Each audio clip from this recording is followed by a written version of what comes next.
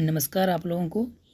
तो अगर आप अपने दिन में, अपने रोज़ के दिन में अपने जो है आप अब सोचते हैं ज़्यादा या ओवर थिंकिंग करते हैं, डिप्रेशन में जाते हैं, तो मतलब आप अपने भविष्य को लेकर चिंतित होते हैं, अपने भविष्य के बारे में रोज़ सोचते हैं, अपने कल का, आज का जो है, जो अपने जीवन में होने वाला है, उससे अधिक आप सोचते हैं, तो आप जो है एक बहुत ही बड़े जाल में फँस चुके हैं। अगर आप उससे निकलना चाहते हैं तो हमारे पूज्य महाराज जी की जो ये बातें आपको सुनना चाहिए, जो कि अपने जो भविष्य लेकर जो चिंतित होते हैं, तो बहुत ही जो है अच्छी बातें बताएंगे। तो सुन लीजिए, ताकि आपके जो है दिनचर्या काफ़ी अच्छे से गुजरे और आपके अंदर में कुछ जो है अच्छे प्रेरणा मिले, संकेत मिले, जो आपको अच्छा लगे।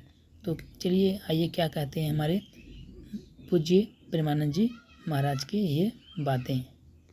स्थिर रखें। देखो, जब भजन करोगे तो कल की चिंता का भाव खत्म हो जाएगा। ना कोई फीस है, किसी से किसी तरह की कोई फीस, और ना कभी ऐसे मांगना है। जिस हम परमात्मा के शरण में हैं, वो जब इतने बड़े हमारे परिकर को पोषण कर रहा है, तो तुम्हारा पोषण क्यों नहीं होगा?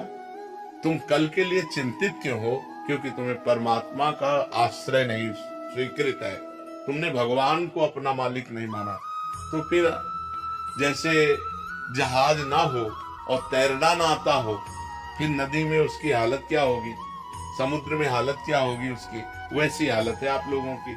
ना तो आपके अंदर ज्ञान है और ना भगवान का भरोसा है, तो ओवर थिंकिंग, भूत भविष्य काल का चिंतन, ये आपको तो परेशान करेगा ही करेगा। हम कहते हैं राधा राधा नाम जप करो और भगवान के आश्रित रहो, जब तक ज्ञान हो तब तक ब्रह्मचर्य से रहो। देखो आपका अंदर से क्या ज्ञान प्रकट होता है, एकदम आनंदित रहोगे बच्चा, एकदम आनंदित रहोगे। हमारी बात मान लो, अगर हम भगवान के सहारे हैं तो हम आपको बार बार कहते हैं, किसी भी बात की कमी नहीं है और किसी को चिंता नहीं। इनको इसलिए चिंता नहीं कि महाराज जी बैठे हैं, हमको इसलिए चिंता नहीं कि भगवान है। सब एक दूसरे के आश्रित होकर भगवान का आश्रय ला, किसी को कोई चिंता नहीं।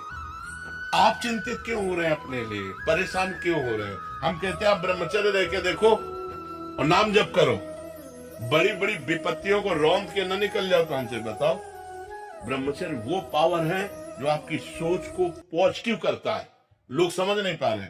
और ब्रह्मचर्यहीनता जहां जैसे जैसे आती जाएगी, आपकी सोच निगेटिव होती चली जाएगी। निगेटिव सोच ही मृत्यु है और पॉजिटिव सोच ही जीवन है। अगर हमारा पॉजिटिव चिंतन है तो हम बहुत आनंदित रहेंगे दुख में भी। अगर निगेटिव चिंतन है तो सब सुविधाएं, लेकिन हम परेशान रहेंगे। अगर हम आज दहाड़ रहे हैं तो भगवान की शरण में और ब्रह्मचर्य से हैं, उससे हम दहाड़ रहे हैं, भगवान की शरण में और ब्रह्मचर्य से। वही तुम्हें सब नौजवानों को कहते हैं, तुम थोड़ा जिसे निकालने में इतना आनंद समझते हो, उसको रोक के तो देखो, बहादुर बन जाओगे, माया पर विजय प्राप्त कर लोगे। हर विपत्ति, हर संकट को रौंदने की सामर्थ्य आ जाएगी। धर्म से चलो, पवित्र आचरण करो, क्यों भविष्य की चिंता करते हो? वर्तमान को संभालो। वर्तमान सही है तो तुम्हारा भूत भी पवित्र हो जाएगा और भविष्य भी मंगलमय हो जाएगा। वर्तमान गलत हो गया, भूत भविष्य की चिंता में मिनट को खो दिया।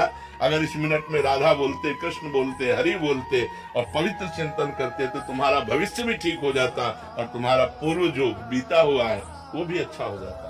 इसलिए नाम जप करो और ब्रह्मचर्य, ब्रह्मचर्य की तरफ कोई देख ही नहीं रहा, कोई नहीं देख रहा, बस जीवन का सुख समझ रहा ब्रह्मचर्य को नष्ट करना।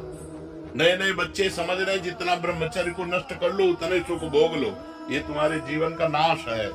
ब्रह्मचारी रहो, जब परिपक्व ब्रह्मचर्य हो जाए 20-22 के बाद, जब ब्याह हो, फिर गृहस्थी में संयोग करो, कुछ नहीं बिगड़ सकता। ब्रह्मचर्य नष्ट कर 12-12 वर्ष के बच्चे जैसे ब्रह्मचर्य नष्ट कर रहे हैं, अब ये 22-19 तक पहुंचते पहुंचते ये सब फ्यूज हो जाएंगे। इनके अंदर सामर्थ्य ही नहीं रहेगी कि वो गृहस्थी के लायक रहे। हमारी बात को लिख ले, कागज में लिख ले, चाहे दिमाग में लिख ले। अगर धर्म से चलोगे तो तुम कम से कम संसारिकता का भी तो निर्वाह कर पाओगे, नहीं तो संसारिकता का निर्वाह नहीं कर पाओ। अरे नए बच्चे तो ऐसे टमाटर जैसे रखे होने चाहिए गाल और चेहरा। ब्रह्मचर्य का मतलब क्या होता है? अब ब्रह्मचर्य नहीं तो बुझे बुझे से रखे, अब वही नूडल खाएं